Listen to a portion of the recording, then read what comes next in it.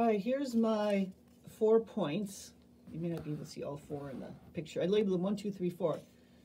And as before, I am going to draw lines to each of the points. And they're very close to each other, which is supposed to be that way. These are almost exactly the same, and then I do the same thing over here.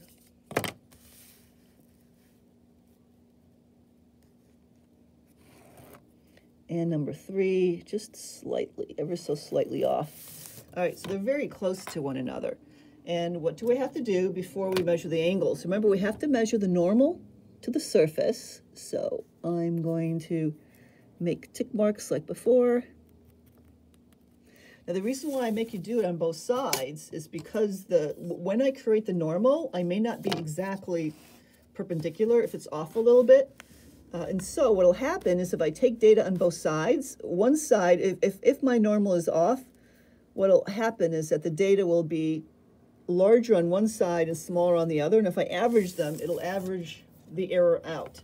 So I always try and figure out the best way to minimize your error. And in this case, because some stuff you can't avoid. When you're drawing stuff on graph paper and regular paper, you can't avoid making some of these small little errors, no matter how hard you try. All right, so number 1, we do number 1 and 3 together. It doesn't really matter what order they come in. So we'll do both of them since they're on the side. So we want to look at, again, from the normal. So that's the inner ring. So it's between 40 and 50. So 1 is the top number. That looks like it's 45, 46, 47, right? And pin number 3 is the bottom number. That's 45, 46. So it looks like pin number 1 is 47 degrees, and pin number 3 is 46 degrees. So let's just go look on the other side and read off those. So pin number 2, that's the further one out. It looks like it's at 50, let's see, right at 50. So we're looking at the outer edge now. And pin number 4 is the one on the right. That's 45, 46, 47. It looks like it's 48. So pin number 4 looks like it's 48 degrees. And pin number 2 looks like it is... Oh, you know what? 50 is right there. I made a mistake.